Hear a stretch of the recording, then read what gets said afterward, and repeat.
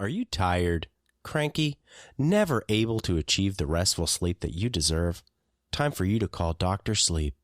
Dr. Sleep has just the prescription for you. He will diagnose you with what ails us all, life. And then he writes the prescription, eternal rest. Never worry about falling asleep again. Never worry about anything again. Call 1-800-DR-SLEEP today and embrace eternity tomorrow.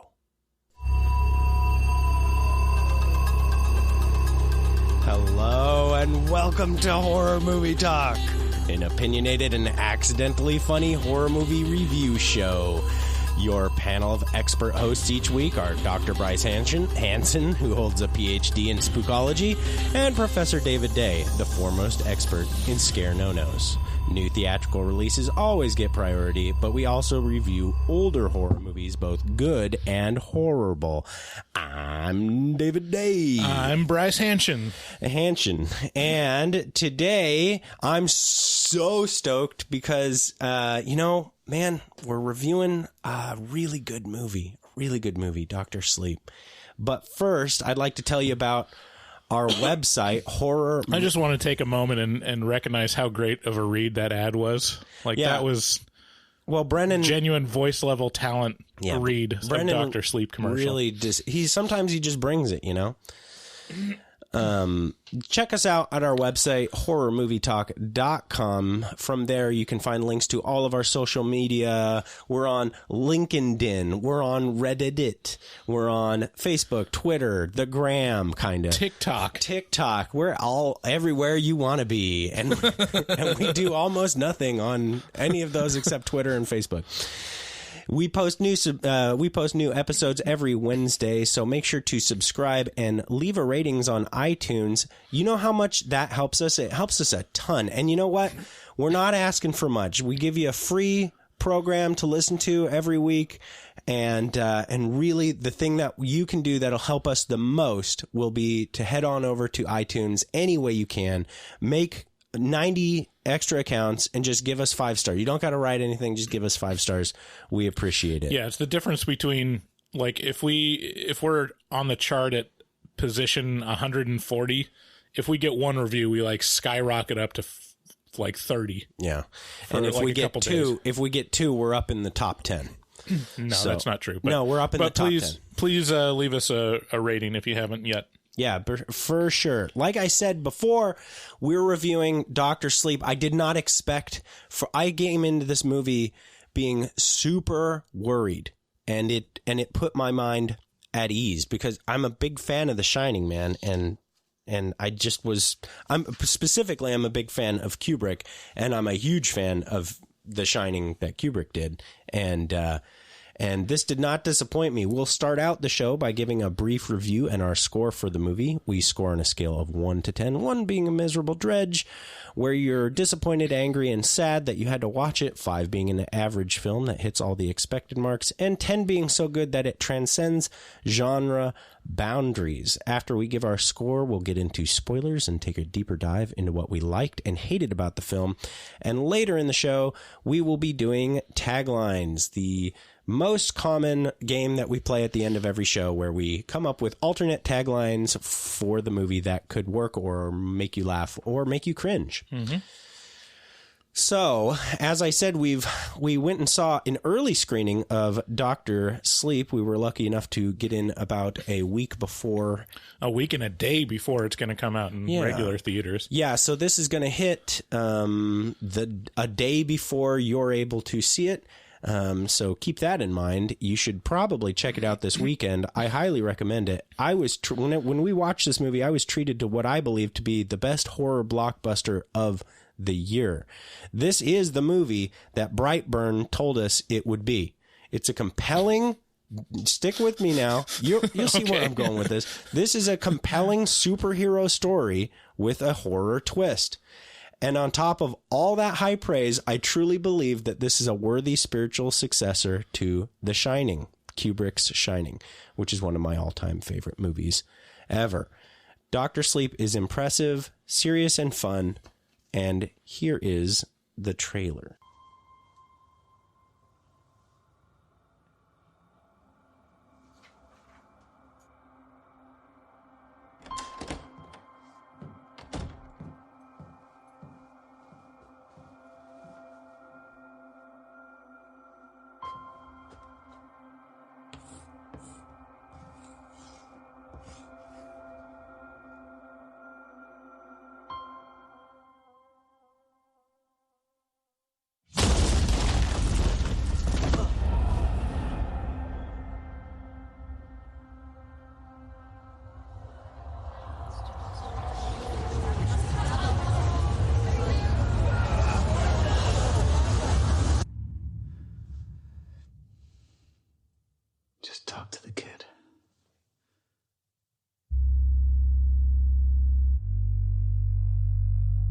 You're magic. Like me.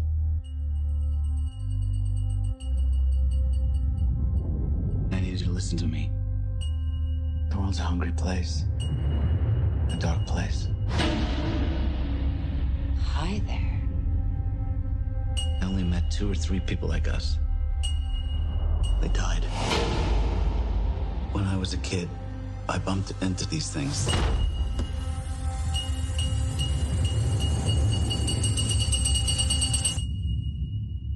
I don't know about magic. I always called it The Shining.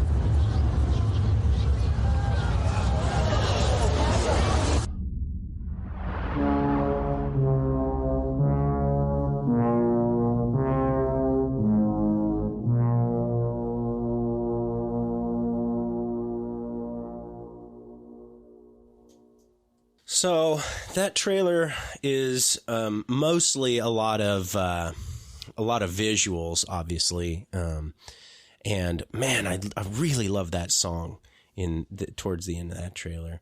I'm not sure what it is exactly, but man, it strikes me with all that what do you call organ music. But if you guys want to see the trailer, hop on over to Horror Movie Talk and check out our post for the episode, and the trailer will be right there. I'll include that one, and I think the second trailer as well. Dr. Sleep can be found in theaters tomorrow evening and this weekend, and I highly suggest you see it. It's not so much a sequel to The Shining as it is a continuation of the story of Danny Torrance, now played by Ewan McGregor, and then in The Shining played by Danny Lloyd. My wife has corrected me in the past that it's pronounced Ewan. Ewan. Not Ewan. Ewan. And only assholes would correct you on that. Yeah, that's pretty... Like my wife. It's pretty rough. She's like, well, how did you say it? Ewan. Excuse me? Like it's spelled, you moron. It's Ewan. Okay. This movie loops in a lot of other interesting characters who also shine and does a much better job of defining what The Shining is than Kubrick's film did. Yeah. Kubrick's film was great for what it was, a Kubrick film, but it was not... Kubrick, the thing with Kubrick is he... And I don't know how to pronounce Kubrick. We're going to have to bring in Aaron for this one. Don't care.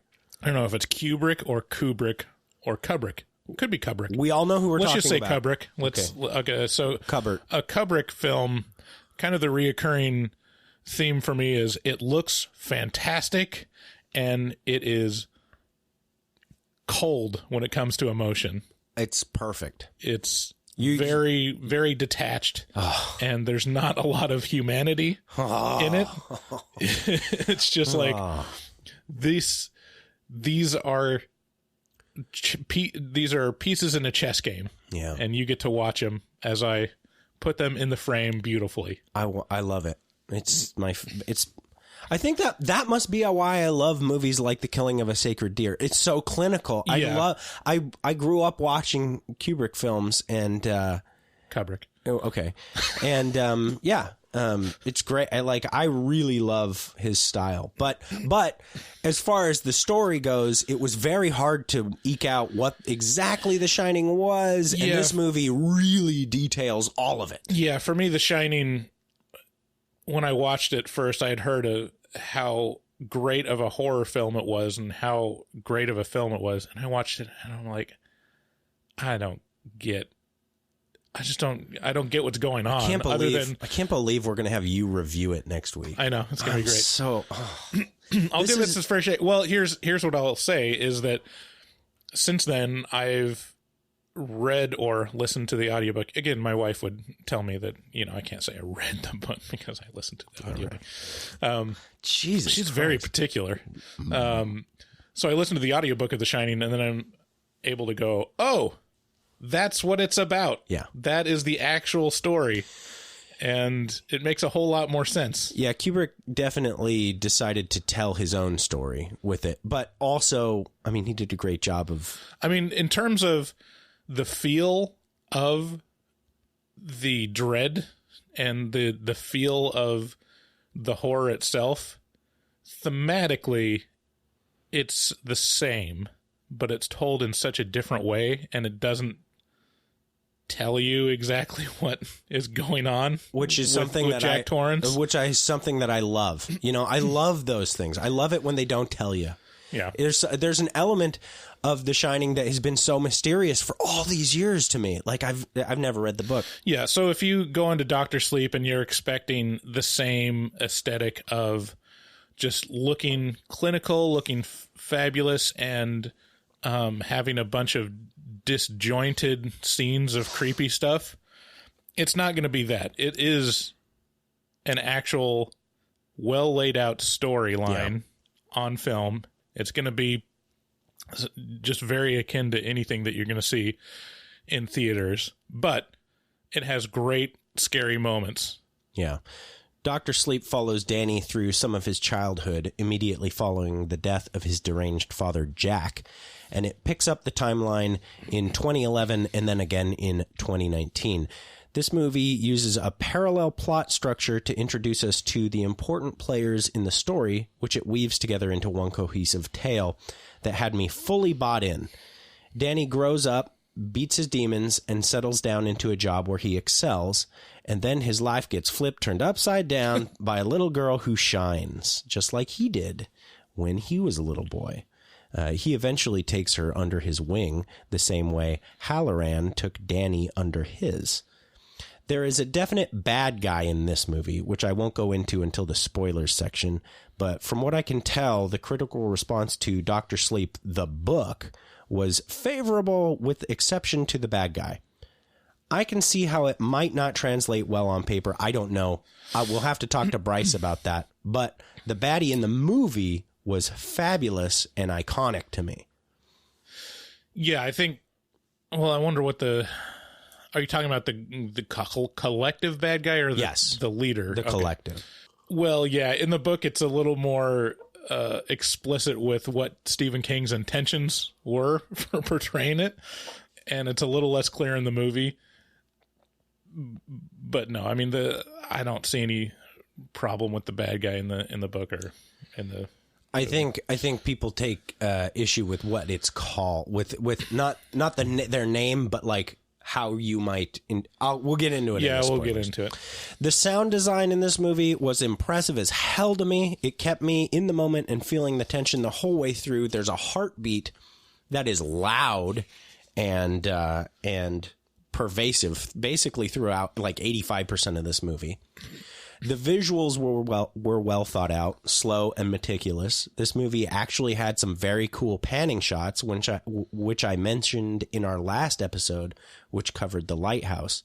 This movie had actual like effort put into the shot, not a bunch of jump cuts. I mean, there was jump cuts and stuff, but there was considerable effort gone into the framing. Yeah, there's some really cool effects in this in terms of camera work and how the shots are stitched together. Yeah. The characters and storylines were top tier, and the casting was maybe the best I've ever seen in any movie ever. They've reenacted scenes from The Shining to a truly impressive degree, to the point that I'm not sure whether or not they were some of them were reenactments. I checked it, and you'll be surprised. Listen to the spoiler section for the clue. Right. The casting for the people who played the Torrances from The Shining was impeccable. Like they were so close to. I mean, they were clearly not Jack Nicholson, but they weren't that far off, you know? Right. Of all things I was impressed with about Dr. Sleep, I think the most telling one is that I don't feel any resentment at all about it being a sequel to one of the most iconic horror movies of all time. The artistry behind this movie was impressive, and Mike Flanagan clearly held Kubrick's work in a sacred place. I love Dr. Sleep because I love great stories. It's a fabulous story, full of wonder and terror, and I love the way Flanagan chose to adapt this story for the big screen. I give it a 10 out of 10. I love Mike Flanagan. I think I've said that many times before. I don't think he's made a bad movie. And so I was very, very happy that he was going to be at the helm of this movie. I think first off is the book itself is not that great. Sure. It's good. I think I can say that the movie is better. I was impressed as hell with this thing. It's definitely less annoying than the audiobook. This was to me, it was hands down. I mean, we've had 3 big blockbuster Stephen King adaptations in 2019. We had Pet Sematary, we've had It Chapter 2, and now we've had The Doctor Sleep, and this beats those 2 out. Yeah, see, handily. I'm really struggling now because the score that I gave it in my head doesn't seem fair. What was the score? Because I agree with you. As far as a movie, it works a lot better than It Chapter 2. It Chapter 2 is more of a clip show. Yeah, and it's an untold story as a movie. Yeah. So it's not just rehashing Pet Sematary. Yeah, and Pet Sematary was really good, too. I can't remember what we gave Pet Sematary. 8. Here's the difficulty, is that I actually consumed the source material. You tainted the waters. And so I tainted the water, so a lot of the revelation and the excitement about the story itself is taken away. I'm going to give it an 8. Wow. Brutal. I was going to give it a 7. Wow. Yeah. But I think it deserves at least an 8 because it is very well made. And, I don't know how much I can defend that. I don't think it's a 10 or a 9 because I'm not as super enthused about it. I'm amped on this movie. I want to go see it again with other people. I am going to go see it again because Aaron wants to see it. So this next week, we're going to be watching The Shining. And because Aaron wants to see Dr. Sleep and she wants to see The Shining first, which is not necessary really, but yeah. We're going to watch The Shining, and then I'm sure I'm going to take Aaron with me to Dr. Sleep again. And I'm not dreading it. I'll look forward to it because it is a really good movie. About half the time of the movie, I was trying to step out of my own mind and see what would I think about this if this is the first thing I knew about the movie. And for me, the first half of it, just a lot of it was set up. And it felt like it was slower than it needed to be. I was enthralled. In communicating the concepts. So I'm trying to approach this clinically. And maybe it's not fair, but I think I can stand by a score of 8. It's very good. It's very worth seeing in the theater. And it will stand up as a really good horror movie. This movie is everything. It's so much more my lane than Pet Sematary or It in the way it's presented. Yeah. This is primarily a thriller. Yeah. And it centers around the movie is tension based,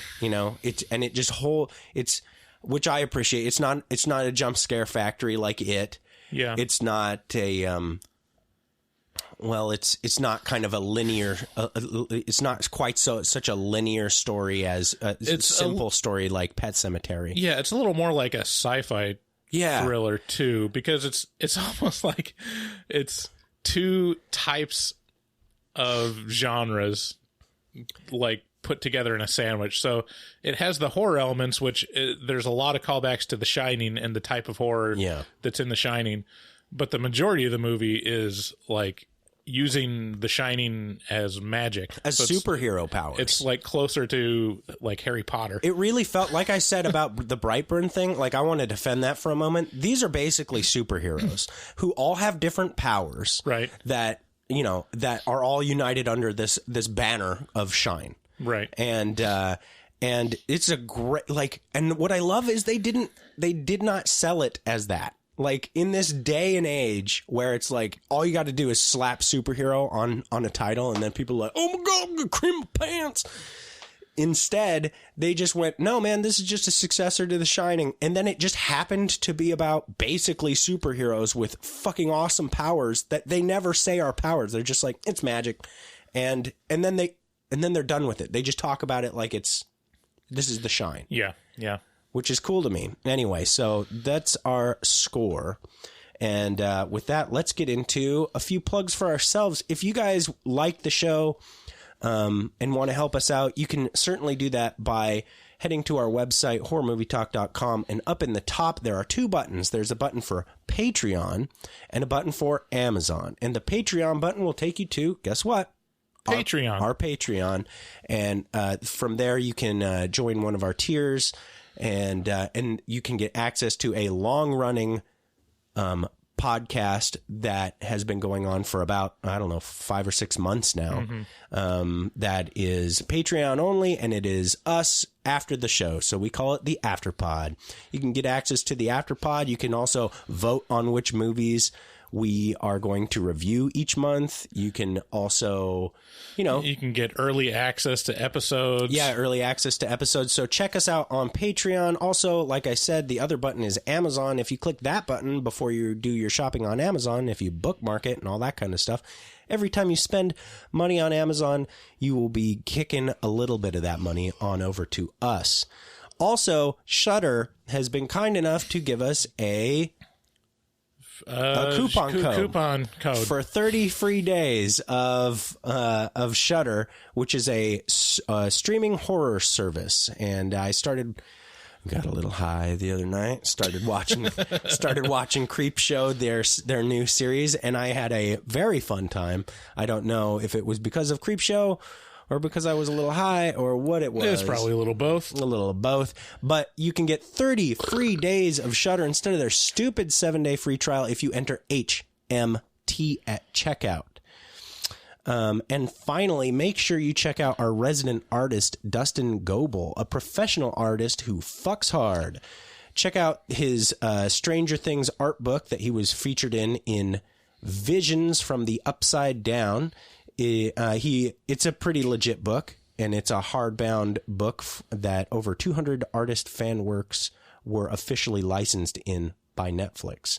He also takes commissions for artwork from HMT fans, so contact him, follow him at DGOEBEL00, that's DGoebel00 on Instagram, and make your artistic dreams come true. He does all kinds and he also has DustinGoebel.com.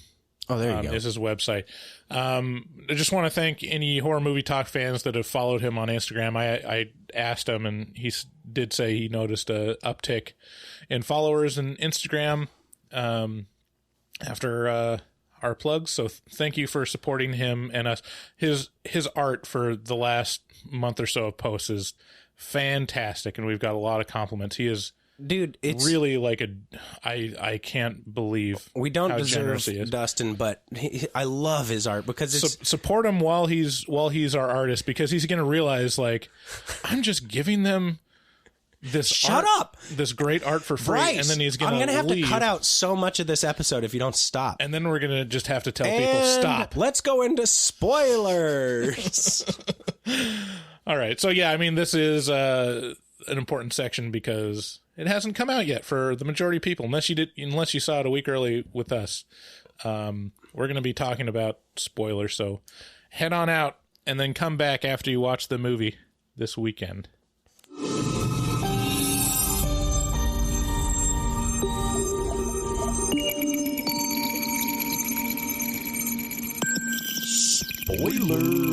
Spoilers. Check it out. It's spoiler time. It's spoiler time.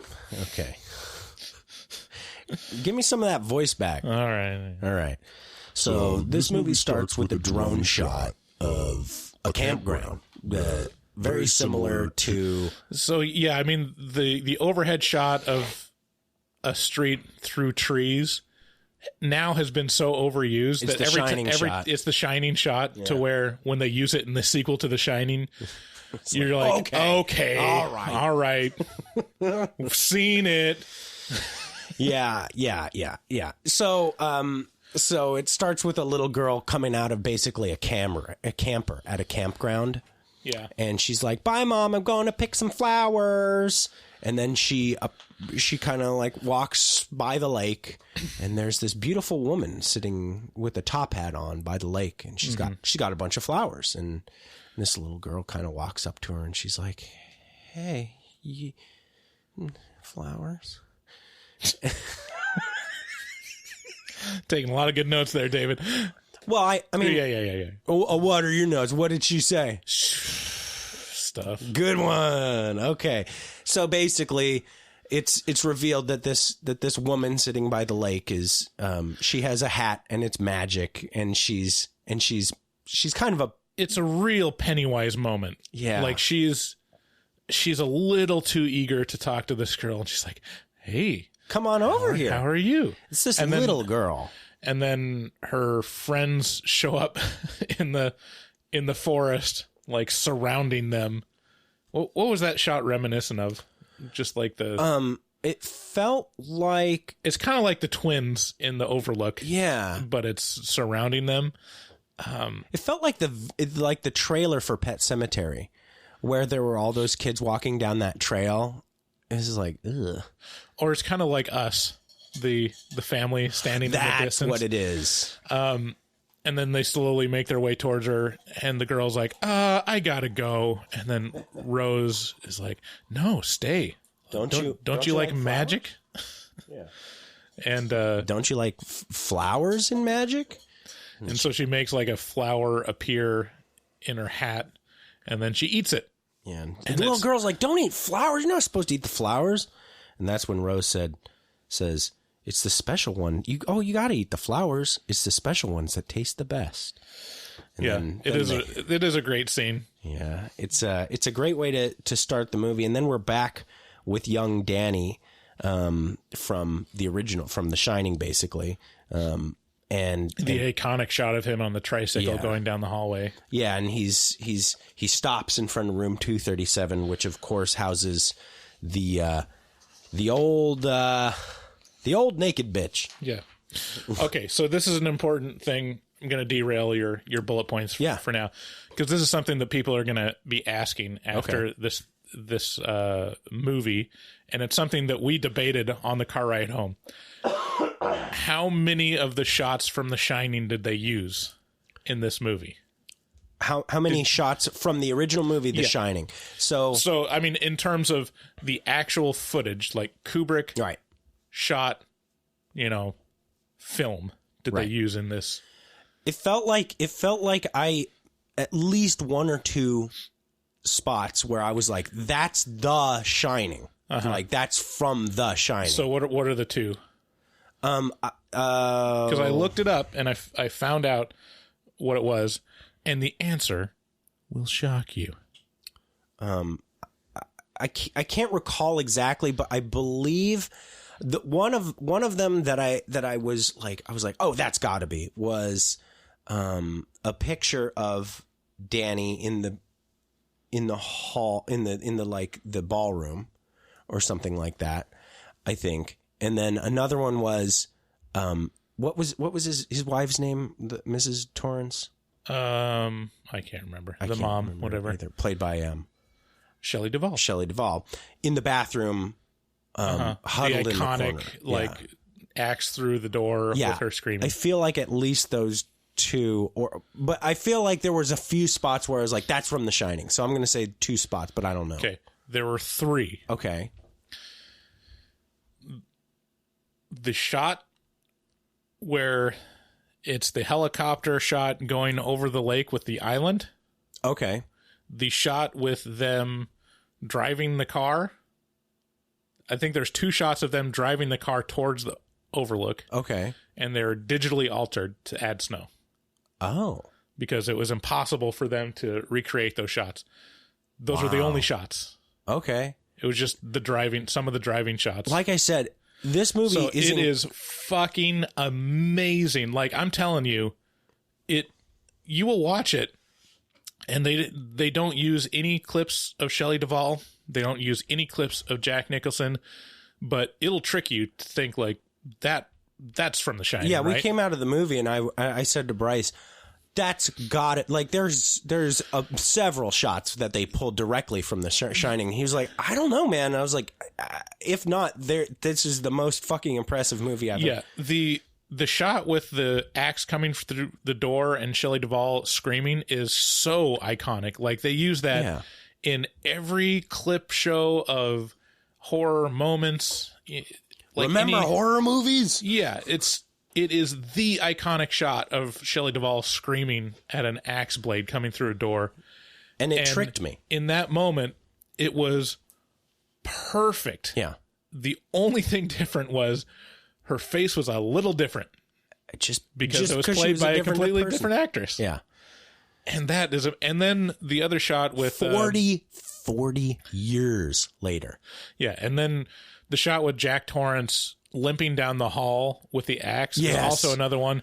And that was like so perfect that it tricked you thinking that was the shot of Jack Nicholson. They had the look, the mannerisms, the exact aesthetic, like the lighting, like everything was exactly this. It was so much care and effort gone into recreating this perfect, like, second and a half shot. Yeah. So if you just came out of this movie and you're wondering which shots did they use from The Shining, it's not the ones that you expect. Yeah. Anything with the actors is remade. They recast it, and it's a great shot. So if you haven't watched it yet, we should just say that this movie is its own thing. It does not exploit The Shining as much as you think it would. No. It only comes into play in the beginning of it and then at the end of it. The rest of it is its own thing. There's not a ton of callbacks in terms of like recreating shots. Right. But the ones that they do are pretty amazing. And you had a good point, which was you really appreciated that they didn't use CGI to recreate it. Oh man, I hated Rogue One. I hated Rogue One for recreating what's his name? Tarkin. Yeah, Tarkin, and because it was so, Princess Leia too. Yeah, and Princess Leia. It's so off-putting because the guy that they. Okay, here's my deal. I can't stand it because it's disrespectful to the audience. Like, I don't care about the stupid people that are like, but it doesn't look the same. Doesn't look like him. It's not Carrie Fisher. Who would ever do that? This is like when Carrie Fisher died, everyone was like, are they going to digitally recreate it? It's like, I hope not. I hope not, because people, they are characters. Yeah. Played by actors. Yeah, it's not Princess the opposite. Leia is not Carrie Fisher. Right. She is a character in a fake world. Like, just bring in Meryl Streep to play Princess Leia, and people, they'll make her up. She'll have the same mannerisms and the character type. You gotta understand, buddy, like, Meryl Streep as Princess Leia would cost so much. That would cost whole budget of an already very expensive movie. But yeah, when Tarkin comes out, what's so frustrating is the guy that they cast to be his voice and the motion capture looked so much like the original actor that you could literally do the same thing with makeup and it would look more believable. I've opened a can of worms here. I apologize, folks. Anyways, they didn't do that in this film, and it was a good choice. Yeah.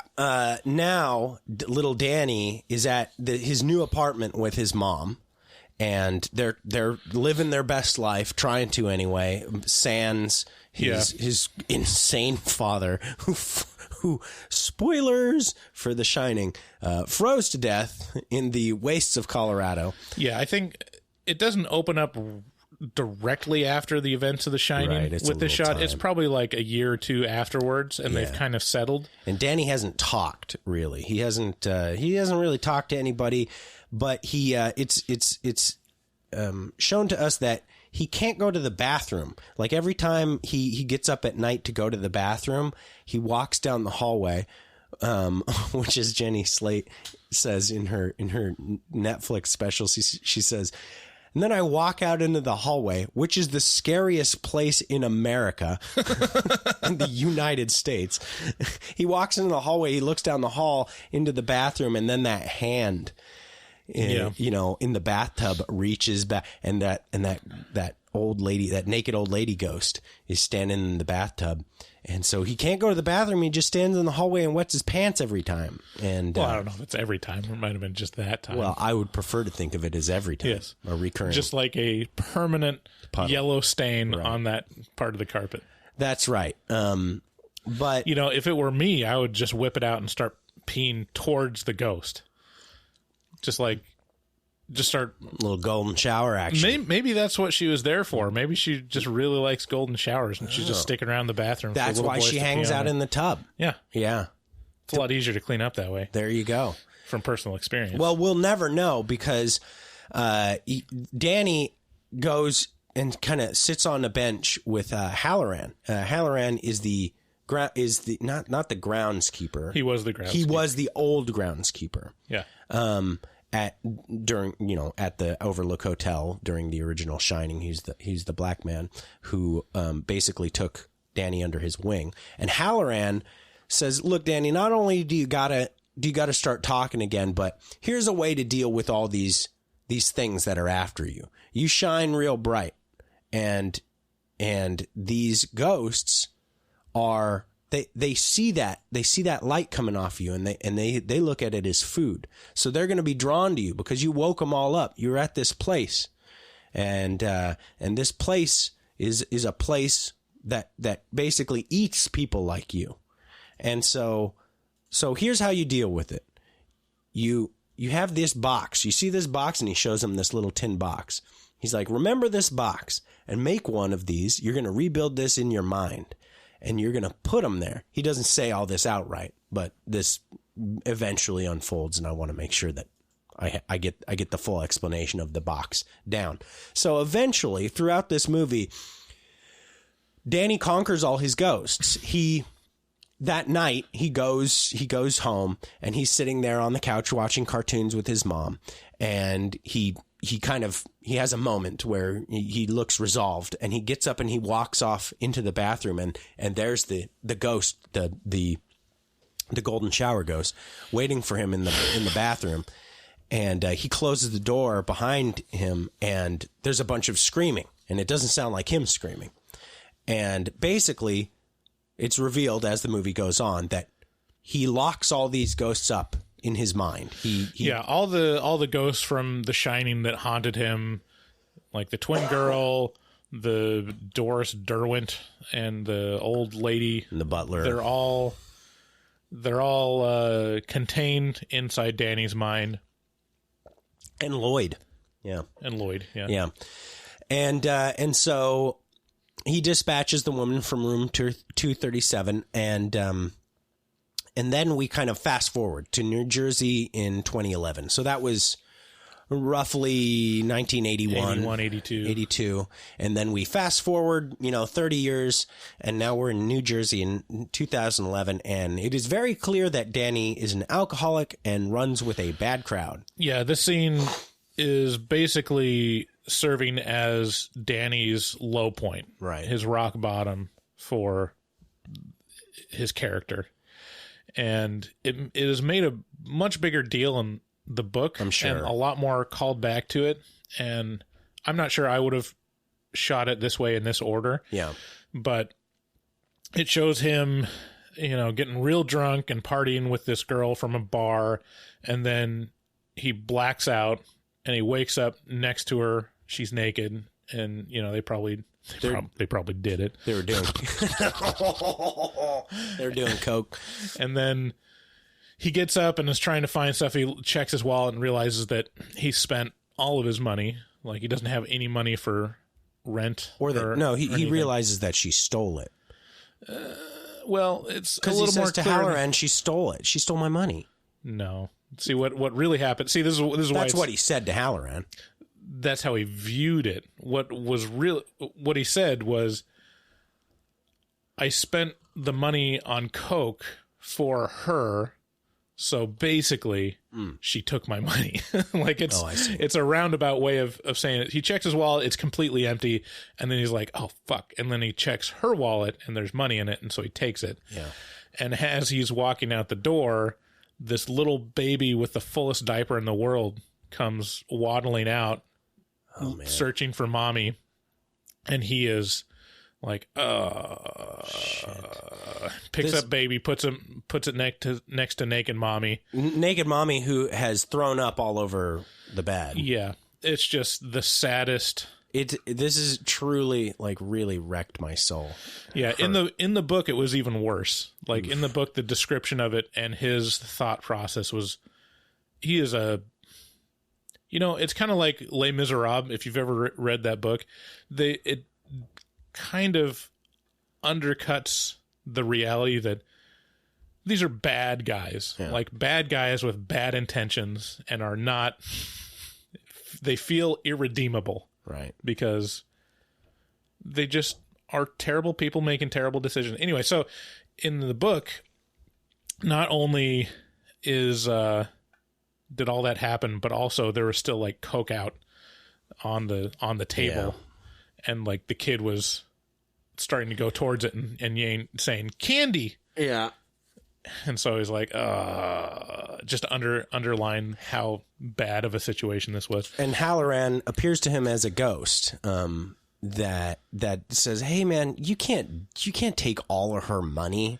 And he like tries to reason with him. He's like, "Well, yeah, like Bryce explained, he's like, well, I just used all my money on coke, and so this is kind of mine." Right. And Halloran's like she did all the coke too. So I mean, it's like, it's justified. In the book, it also mentions, how next to the money is like the food stamps. It is. So it's this like, is rough. this is a really rough scene to watch. Yeah. If you have empathy or compassion of any kind, it's hard, because this poor little kid, and you're sure that this happens in real life, and you're like, I just want to save all the little babies. Yeah. So he leaves, and next time we see him, he's basically living on the street. Yeah. Yeah, and then, so this is the parallel plot structure that I'm talking about. Then, so now we're kind of, we cut to a different timeline, right? We cut back to these shine catchers, right? So this group of people that it is revealed are called the True Knot. Did we even mention that the little girl at the beginning, they basically surround her and eat her? Yeah, they kidnap her at best. It's implied that like they attack her, and it's like a pack of wolves. Yeah. It's not like if they were going to grab her, they would have just grabbed her, but they all like huddle around her. It looks like they're going to eat this child. And then later it's explained exactly kind of what they do. Yeah. Stephen King does not shy. He loves torturing little kids. Holy fuck. Yeah. This movie is rough in regard to that. So, as I said, we're introduced to these the people that we saw at the start of the movie, the people who surrounded this little girl, and they turn out to be kind of a group of demigods or something like spirit vampires, and they're called the True Knot, not spelled Knot. So the True Knot, and they are. It's not spelled Knot. It's not spelled Knot. Okay, and they are scouting a girl who uses her shine to manipulate perverts and steal from them. So they're kind of like, they're sitting in a movie theater watching this girl basically manipulate a pervert who's there to meet her for sex, who's married. And they're like, hey, this girl shines in a way that we could use her. And we could use her to for our purposes, our purpose is to catch other people who shine. Yeah. And so this girl will make it easier for us to catch them. It's laid out so the True Knot has the ability to detect other people that have the shining and how much of the shining they have. And what it really is they're able to eat the Shining from the people by torturing them or killing them. I'm getting there. Yeah. They we'll get into exactly how that works. They basically it's so interesting. It's so interesting. It's all kind of brand new to me, you know? Yeah, it's a cool concept. It's very world building. Yeah. It expands the idea of what the Shining is and how it operates in the world. It must be used in the rest of the Stephen King universe. Let me just say, if you're a big fan of Stephen King, or if you're a big fan of Stanley Kubrick, this movie has so many references and callbacks to both of them. There's tons of Dark Tower references. There's tons of other Stephen King references, and I mean the amount of attention to detail it pays to Kubrick's work is just off the charts. And I've got some of the parallels and all the Easter eggs and stuff thrown into my post at horrormovietalk.com. So Danny then starts to get clean. He kind of gets himself together. He gets on a train or a bus. He gets on a bus and he heads up north, presumably to Maine, and he gets clean with the help of a kind man who notices him, and this kind man is named Cliff. Yeah, and he joins AA and gets cleaned up, and the next time we see him is a couple of years later. Well, no, he also gets a job. He gets a job at a hospice. He basically taking care of old people who are, getting ready to die. Yeah. So Danny pulls himself together, and the whole time we're basically given the information that Danny is really kind of suppressing any Shining that he has with alcohol. He really doesn't want to deal with ghosts or hearing other people's thoughts anymore. Yeah. And so that was his coping mechanism, was with alcohol. And then he discovers a way to be of use and not to burden himself. Yeah. When he's working in this hospice care, there's a cat. This is such a cool concept. There's a cat that always shows up to the old people's room whenever they're about to die. And then Danny goes in and talks with the old person. Follows the cat's lead. And he helps the people transition to the other side. And these scenes, they're so simple, but man, they packed a lot of emotional punch. Yeah, I was tearing up because just thinking about the end of someone's long life lived and the fear and the uncertainty of dying and what that means. And we talk so much about it, and then now you it's real. Yeah. Yeah. And so Danny's able to comfort them. It's beautiful. With the Shining. Yeah, it really is a beautiful concept. It's a great, the concept of him being Dr. Sleep, a man who helps people with this gift he has in the most beautiful way you can imagine. In the first man, you're right. Thinking about it, it does make me kind of teary-eyed because, the man's, he's old and he knows it. He knows he's ready to go and he knows it's his time. He says, "Oh, the cat's here. If the cat's here, I'm going to fucking die. That's the way this works. The cat smells death." And he's like, "Yeah, but it's going to be okay, man." And he transitions him. I think I just unlocked it. Why it's so beautiful is that you come into the world alone and you leave it alone. Mm-hmm. There's no one that can experience it with you. Yeah. People can be around you, but the experience of dying is no one knows it until you do it. Yeah, it's so close. And what Danny gives them is that he's able to experience it with them. Mm-hmm. Literally. They're thinking about their happy place, or they're seeing a dead relative. Yeah. And he's able to say I see him too. Yeah. And that's so beautiful. Yeah. It's a great concept. Man, it's getting bright. I know. I'm getting teary-eyed. It's really weird. It is a beautiful thing. It is beautiful in the book as it is in the movie. Yeah, it's pretty similar. There's more in the book in terms of how many people you go through, and it kind of takes advantage of like just that being a really, really interesting concept and seeing different lives. And it plays into the plot more later when Abra's grandma dies. That's a really big part of the plot. But it's not the acting. It's not essential. The acting from these elderly people about this concept that's coming up for them. Yeah, I mean they're Hollywood elderly, so they're like in their 60s. Are they really? I mean, I guess they could be made up to look much older. Yeah, when you're elderly in Hollywood, you're not that old. Like 41. Those people that they cast were not in their 80s or 90s. They were like, yeah. Anyways. Yeah, I'm always surprised to see how long old people are around. Like the grandma from Happy Gilmore. It's right. Like, she was fucking old for like 30 years.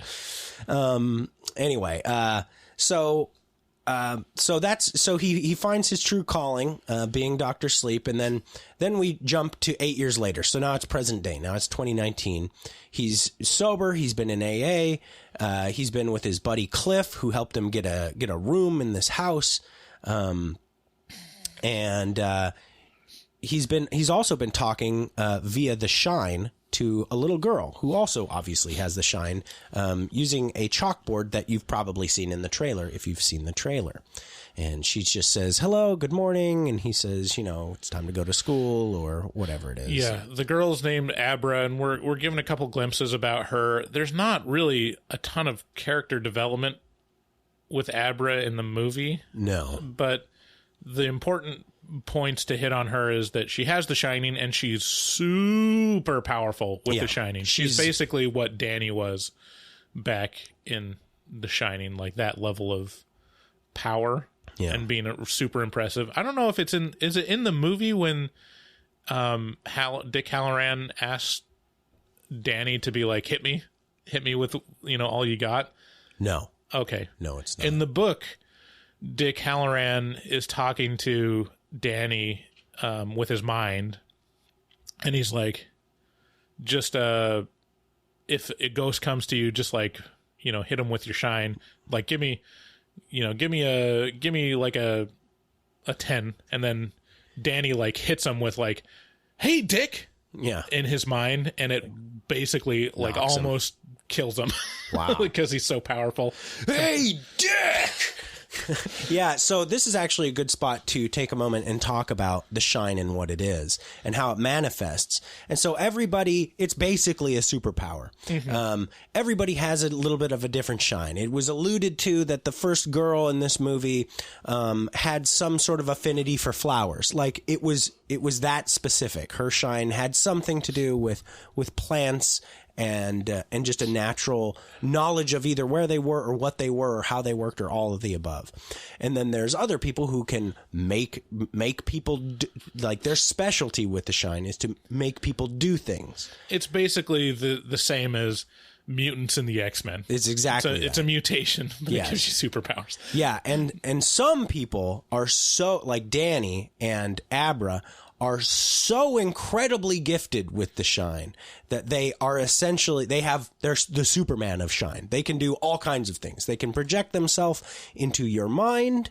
They can talk to you over long distances. They can project themselves into a place in time where they are not and where they cannot be seen. They can do all kinds of stuff. They can mind so blast lots of superpowers. And then for the intents of the story, for the True Knot, they call the Shine steam, because when you kill someone or torture someone with the Shining, they expel some of the Shining in the form of steam through their mouth, and the True Knot eats that. Yeah, so, it keeps them young and vibrant and strong for a long, long, long life. So so everyone in the True Knot, in all intents and purposes, you're basically immortal as long as you're eating steam. Yeah, but the True Knot is coming into a little bit of an issue, which is the world is less and less shiny as of late, and so they have less and less food, and one of them, Grandpa Flick, is kind of ailing, and eventually he ends up dying. and they all scoop up all his steamy steam. So now we cut back to the True Knot, who is out on the prowl for a little boy who they sniffed from a few states away. They say this kid's got some power in him. He's got some steam, hardcore, and he's playing baseball. And they get him. He's just a little kid in Indiana or Iowa or something like that, and he's playing baseball, and they got their candy van, and they're driving down the road, and they're like, "Hey kid, you want to get in the van?" And he's like, "No, I'm okay." And then they're like, "You're getting in the van." Well, no, and then there's like a creepy guy that says like, "Hey, get in my van." And he's like, "No, it's okay. I don't live that far away. I'll just walk." And then the door opens, and then the hot girl is like, "Hey, sugar, hey, why don't you hop in?" He's like, "Okay, I want to hop in now." But that's her power, is making people do things. That's true. Yeah, she uses her shine to. And so this little 8-year-old, 9-year-old, 10-year-old boy with the shine is abducted, and then so the True Knot is kind of like a band of gypsies. They travel around in a caravan with a bunch of motorhomes and trucks and stuff. And, yeah. So in the book, this is where Stephen King is very explicit in explaining what he's going for with the True Knot, which is, those like retirees and the old schlubby people that go around in caravans and RVs and camp and campgrounds. Yeah. And they're just every American just completely invisible. Yeah. What if those people were trying to eat small children? Fuck. Like that's it. Like he says basically that in one of the chapters. And it's such an interesting concept because they're so invisible. Yeah. And they don't stay in one place ever long enough to be found out. Yeah. So it's a super nefarious potential group. Yeah. Yeah. Yeah. And so they stake them to the ground. They find a spot where they're private. They stake the ground out. They tie them to these stakes, and then they just drop this poor little kid. Like, I was so beside myself. This is the most harrowing scene. Like, this is almost from a different movie. This feels like Saw level, or just super it's torturing a small child. It's so fucked on up. Screen. It's so fucked up. And they don't shy away from it. Driving knives into his legs, and he's just like, Jesus, no! Are you gonna hurt? Like, he starts out begging. He's like, "You're not gonna hurt me, are you? Please don't hurt me. I just want to go home." And it's like, okay, all right. Like, it's too much. It's too much. Like, this is one of those things where it's like, I just envision my kid, and it's like, I don't want. Yeah, because you haven't seen what they actually do. The previous scene with the girl, they just kind of they swarm her. Yeah. In this one, you actually get to see what they do to feed off of steam. So it is harrowing. And then it sets the stakes for Abra, because when they start sniffing out Abra and she's like the whale, they start going after her, and you're like, oh shit, she is in trouble. Yeah. So now we get a little bit more about, so now we're kind of in the parallel plot structure. We're jumping over to Abra. The little girl Abra, who Danny takes under his wing, is revealed to be the white whale of Shine. And while this little baseball boy is being killed, she looks in. She like watches. She kind of hears his screams for help from many states away. And she watches them do this thing, and she's beside herself with terror. And not only that, Rose the Hat, one of the True Knot, sees her. She's like, "Whoa, there's some other little kid watching us do this to this kid." So afterwards, she says, "Hey, we had a watcher, and this is the white whale. Like, this girl she's got some fucking shine in her. So let's go get that steam."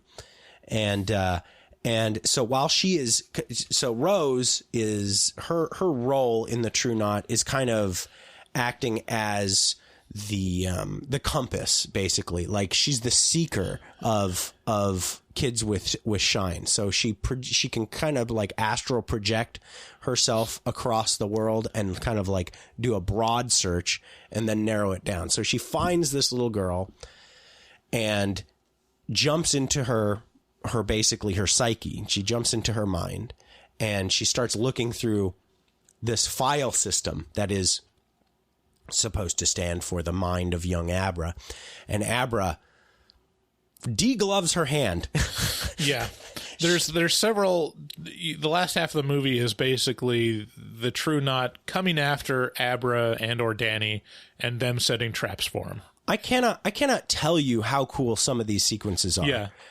These are action movie, like, very well done action sequences and such cool concepts of, like, okay, so when she degloves her hand in the Filing cabinet. in the filing cabinet in her mind, it does it in real life, which is cool. Right, yeah. And you're like, yes, you're so on the side of this little girl because you've just seen the ultimate stakes. What's going to happen to this girl if she doesn't win, which is being tortured to death.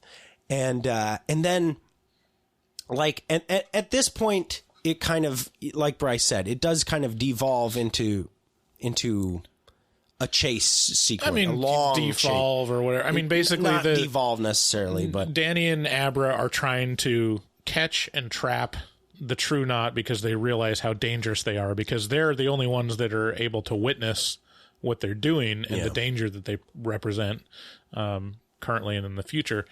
And so they set a couple traps. Long story short, Danny and Abra end up killing pretty much all of the True Knot except for Rose. Cliff. And Cliff dies. There's a lot of collateral damage along the way. And the ending is Rose the Hat alone coming towards them, and Danny is setting up a trap at the Overlook Hotel. Yeah, Danny goes, okay, well, where's the most dangerous place I can think of for people like me? Because these people who are hunting us are probably like us, right? At least a little bit. So the most dangerous place for a person like me is the Overlook Hotel. This is a place that is like the True Knot. Right. This is a place that desires to feed on the shine. Right. So if we go there and I wake up the Overlook Hotel from its long sleep, then maybe the Overlook Hotel will take care of Rose the Hat for us. Yeah, and so that sequence is when all of the flashbacks to the scenes from The Shining that are recreated. Amazing. Like, super, super great. And I love that the actors that they cast for it, they're not like spot on Shelley Duvall and Jack Nicholson, and they're not doing a full on Shelley Duvall or Jack Nicholson impression. They're doing like characteristics of them. So the speech patterns of Shelley Duvall are like spot on. Yeah. The actress that was playing dead on the Torrance mother, and the guy playing Wendy Torrance. Jack in this movie, he's not doing a Jack Nicholson. Sorry, Jack Torrance? Jack Torrance, yeah. He's not doing a Jack Nicholson. It's hard because Jack Nicholson plays Jack Torrance and Danny, whatever his name, plays Danny. Oh, really? Yeah. Okay. So the guy that plays Jack Torrance isn't doing a Jack Nicholson impression, but he's playing the character of Jack Torrance with a little flavor of Jack Nicholson, which works really good. Anyways, they entrap Rose the Hat in the Overlook, and it doesn't necessarily go exactly as planned, but I don't want to spoil the end of the movie, but you can probably expect what happens. It's great. I will spoil the movie because I need to say, I know we're getting there. So having read The Shining and Dr. Sleep and watched The Shining and Dr. Sleep movies, there's this really interesting nexus of how they intertwine, because The Shining movie does not follow the book. There's some very important characters that are killed early on. Like Dick Halloran in the movie The Shining is killed instantly. And he plays a huge part in the ending of the book in saving Wendy and Danny. Oh, okay. And at the end of the book The Shining, the Overlook Hotel is blown up. Oh. The boiler is exploded and it burns down. Okay. And then, so in this movie, it's not. So the book, Dr. Sleep, is a sequel to the book, The Shining, and the movie, Dr. Sleep is a sequel to the movie The Shining. Right. So you have some issues if you're going to adapt a book that's depending on characters that are still alive, that weren't alive in the movie. Sure. So how they did it was really interesting. Dick Halloran. By the way, the casting for Dick Halloran, I was like, is that the same actor? Yeah. Like Scatman Crothers. Scatman Crothers. Yeah, that it's such good casting. Yeah. I mean, to David, they all look alike, so you'll have to. Who's they? What the fuck are you talking about? Actors. So the fact that they bring in Dick Halloran and he basically serves the same purpose that he does in the book, but they just say, "Oh, but he's a ghost," is pretty smart. Yeah. And then in the book, Dr. Sleep, when he goes to the Overlook doesn't exist. It's where the Overlook was, and it's basically they built a patio in the wilderness or whatever, or it's just basically a national park. And it was just enough to go there and be in the place. But in the movie, they go to the Overlook, which still exists, and they basically use the ending of the book, The Shining, in the movie Dr. Sleep, which they basically explode the boiler and the hotel burns down. Yeah, and which is really, I mean, it's cool. The choices that they made were very smart, and it does justice to both the movie The Shining, having Dr. Sleep as a sequel, but also does a really good job of adapting the novel Dr. Sleep. It was a great movie. Hang on. So, final recommendations. Who would like Dr. Sleep? Here, you go ahead and you do yours first. Who do you think should go see this movie or not? I mean, this is pretty close to a general audience horror movie as you can get. It's very friendly to... It's got some great scares in it, too. Yeah, it's got great scares. It's a really good story, great acting. It's super interesting. I mean, I think it has something for everyone. Yeah.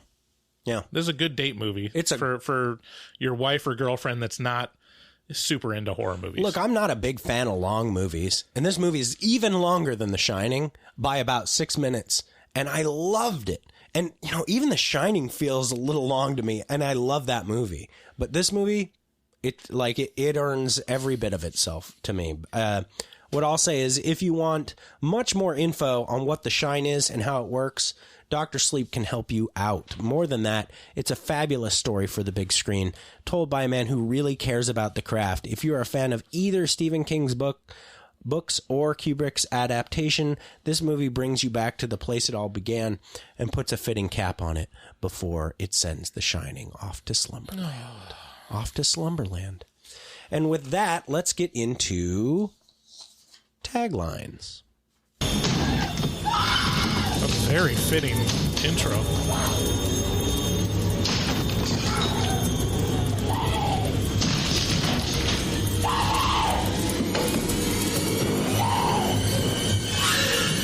Here's taglines.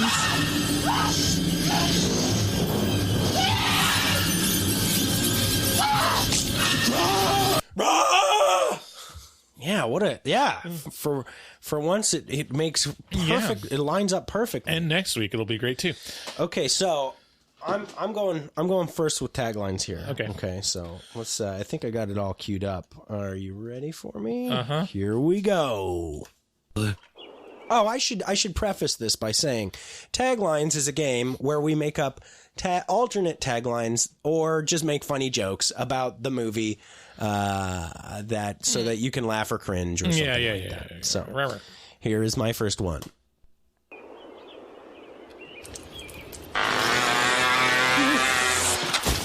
Hey, I found a shortcut through your hedge maze. Get away, you little! No, go easy on the wee one. His father's gonna go crazy and chop them all into haggis. What's haggis? Boy, you read my thoughts. You've got the shinin. You mean shining. Shh, you wanna get sued? Now look, boy, if your dad goes gaga, you just use that shin of yours to call me and I'll come a-running. But don't be reading my mind between 4 and 5. That's Willie's time. Yeah, don't go reading my mind between 4 and 5, Bryce. I like that. So as a kid, I think I saw this Simpsons episode before I saw The Shining, and I was like so enthralled. The Simpsons episode was like, what is this about? I must see this thing. Those early Treehouse of Horrors were fantastic. It was great. Okay. Dr. Sleep. Jack is back. Oh, that's not Jack. I love it. I love it because I can't even really quite explain why I love that one so much. Jack is back. Oh, that's not Jack. Hooray. Okay, here's more from the Treehouse of Horror. Just because I love it. I know. I can't. You once you get on a Simpsons jag, you can't get away from it.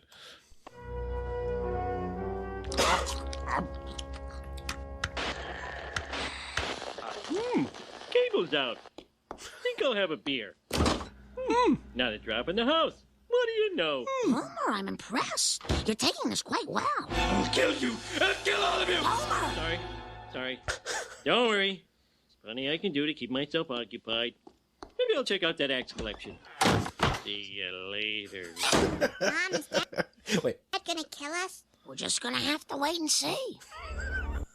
Mom, is Dad gonna kill us? We're just gonna have to wait and see. I'll kill you. I'll kill all. You know, you should have saved these for the review of The Shining. I thought you were gonna say that. I knew you were gonna be chiding me, but I had to come out ahead of you. Because I knew you were gonna take these from The Shining. And I can't let you do that. I can't let you do that. Lame. You can't let you have them. I'll leave the rest of them to you because there are plenty more. I know. Give me the bet, March. Give me the bet.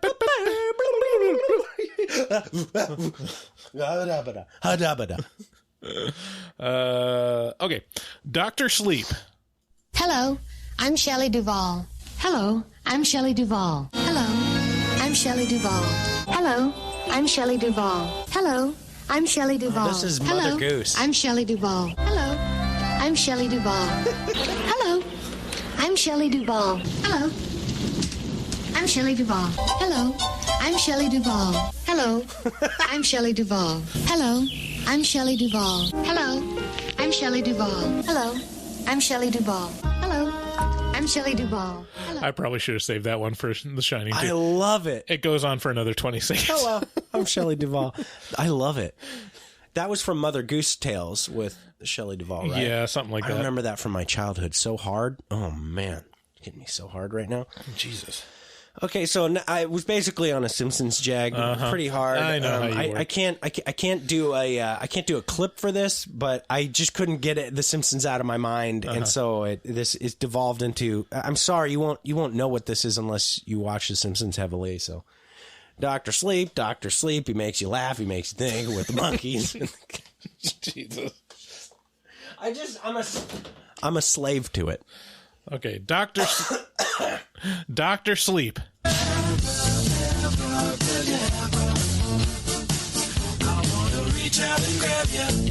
Abracadabra. You know what? If you can do it in post, can you take out the cadabra from that clip? No.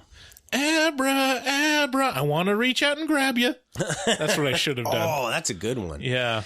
Abra we didn't spend much time talking about her, but she was a fucking badass in this movie. Yeah, Never have I been yeah, fuck yeah, for a character in a movie, yeah, fuck him, Abra, get him good.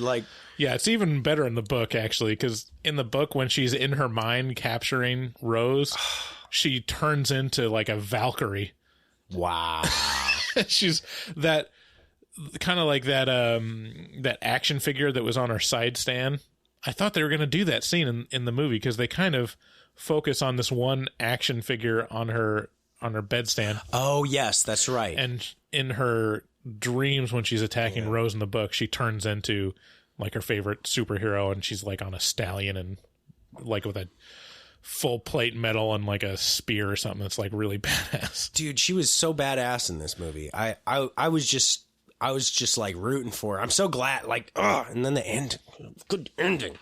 Yeah, a Stephen King movie where you like the ending. What's the chances of that? Yeah, mostly because it just steals a bunch of stuff from The Shining. I mean, I mean, it chapter 2, like, wouldn't shut up about how bad it knew its ending was going to be. Like, it intentionally told you, oh, it's going to be a bad ending. And sure enough, I hated it. You know what? That's funny because the ending in The Shining, the book, is probably the most satisfying Stephen King ending that I've come across. Okay. It's, I mean, it blows up the fucking hotel. It's pretty great. Just yeeted it on out of there. Just yeet. Yeah.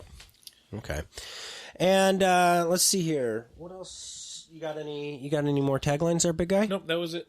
Okay. With that, thank you everyone for listening to our show. Go out and watch Dr. Sleep this weekend. Take your loved ones to the movie. Take your little kids to the movie if you want to horrify them and make them worried about steam vampires.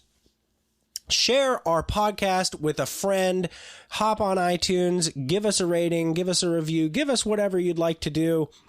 Like us on Facebook. Like us on Twitter. Check out our website. Please like us. Just like us, please. Yeah, and if you'd like to support us, remember there's Shudder with the HMT at checkout code that gets you 30 days free Shudder. Yeah, I mean, in actuality, Shudder doesn't really support us. If you want to support the show, you can do. We want to turn thing. it into something that does, though. Yeah, well, yeah, and so check out Shudder. HMT at checkout gets you 30 days free streaming of horror movies and shows.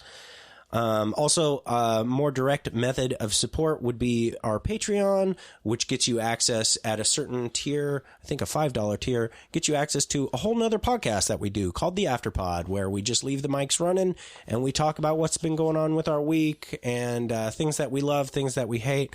We talk about, dick sizes and all kind of weird, horrible things. And also you can bookmark us on Amazon and use our link to Amazon to help fund some of our... We need to buy a new mic. So if you'd like to buy some stuff on Amazon or just buy us a mic on Amazon through our Amazon link and then send it to us. Also, check out our last review for The Lighthouse. On that, we'll share some of the pumpkins that came through on the pumpkin carving contest on our Facebook page and Twitter so that you guys can check it out. Make sure to check those out this week. And with that, thank you, everyone. We appreciate you. We love you. And have a great November. And we'll see you next week. Bye. Bye-bye.